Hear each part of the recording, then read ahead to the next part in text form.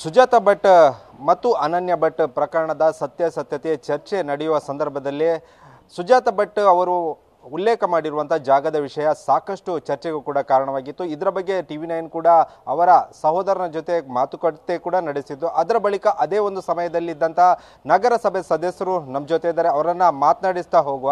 Sir, ಈಗ ಸುಜಾತಾ ಭಟ್ ಅವರು ಅನನ್ಯ ಭಟ್ ಮಗಳೆನ್ನುವ ಬಗ್ಗೆ ಸತ್ಯಾಸತ್ಯತೆ ಒಂದು ಕಡೆಯಲ್ಲಿ ಚರ್ಚೆ ಆಗ್ತಿರುವಂಥದ್ದು, ಅದರ ಸತ್ಯತೆ ಬಗ್ಗೆ ಒಂದೊಂದೇ ಅಂಶ ಹೊರಗೆ ಬರ್ತಿರುವಂಥದ್ದು. ಅದೇ ಸಂದರ್ಭದಲ್ಲಿ ಅವರೊಂದು ಕೆಲವೊಂದು ಇಂಟರ್ವ್ಯೂಗಳಲ್ಲಿ ಜಾಗದ ಒಂದು ಅಂಶವನ್ನು ಉಲ್ಲೇಖ ಮಾಡಿರುವಂಥದ್ದು. ಅದರ ಸತ್ಯತೆ ಏನು?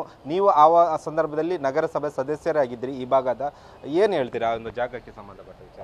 ಇದು 2004-5ನೇ ಇಸ್ವಿಯಲ್ಲಿ ನಡೆದಂಥ ಒಂದು ಏನು ದಾನವೇ ಕೊಟ್ಟಂಥ ಪ್ರಕ್ರಿಯೆಗಳು.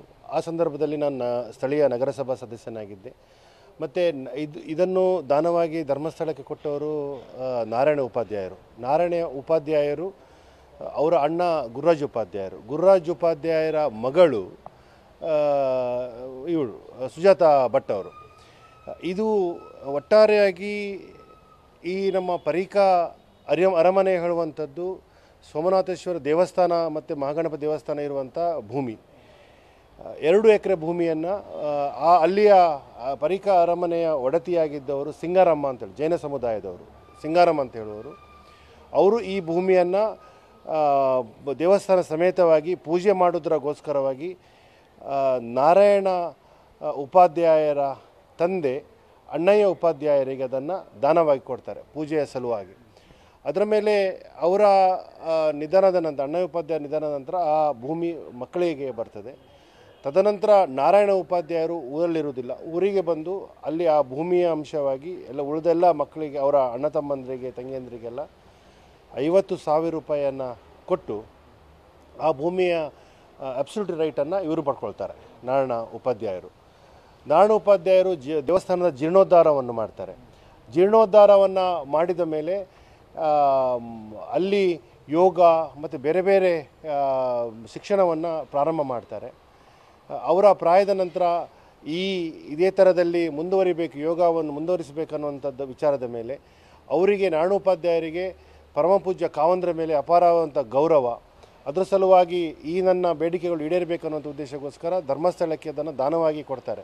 2 ಎಕರೆ ಭೂಮಿ ಪಿತ್ರಾರ್ಜಿತವಾಗಿ ಬಂದಿರುವಂಥದ್ದು, 3 ಎಕರೆ ಭೂಮಿಯನ್ನು ಅವರು ಪರಭಾರೆ ಮಾಡಿಕೊಂಡು ಅದನ್ನು ದಾನವಾಗಿ ಕೊಡುವಂಥದ್ದು.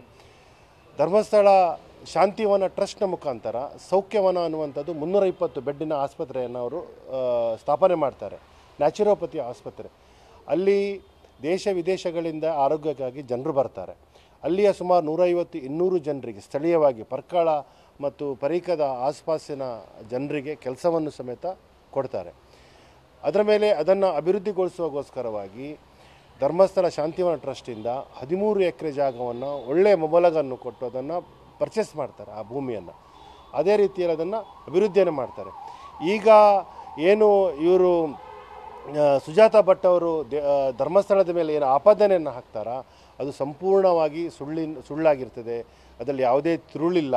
ಇವರು ಏನು ಭೂಮಿಯ ಬಗ್ಗೆ ಏನು ಕೇಳ್ತಾರೋ ಅದನ್ನು ಅವರ ತಂದೆ, ಅವರು ದಿವಂಗತರಾಗಿದ್ದಾರೆ ಗುರುರಾಜ್ ಉಪಾಧ್ಯಾಯರು, ಅವ್ರ ಹತ್ರ ಕೇಳಬೇಕಿತ್ತು. ಬಿಟ್ಟರೆ ಈಗ ಬಂದು ಧರ್ಮಸ್ಥಳದವ್ರ ಹತ್ರ ಅಥವಾ ಪಬ್ಲಿಕ್ ಹತ್ರ ಇದು ಭೂಮಿ ನನಗೆ ಸಂಬಂಧಪಟ್ಟದಂತ ಹೇಳ್ತಾ ಇದ್ದಾರೆ. ಅದರಲ್ಲಿ ಕಾನೂನು ಪ್ರಕಾರವಾಗಿ ಯಾವುದು ಅದರಲ್ಲಿ ಅಂಶಗಳಿಲ್ಲ, ಸಂಪೂರ್ಣವಾಗಿ ಸುಳ್ಳಾಗಿದೆ ಅದು.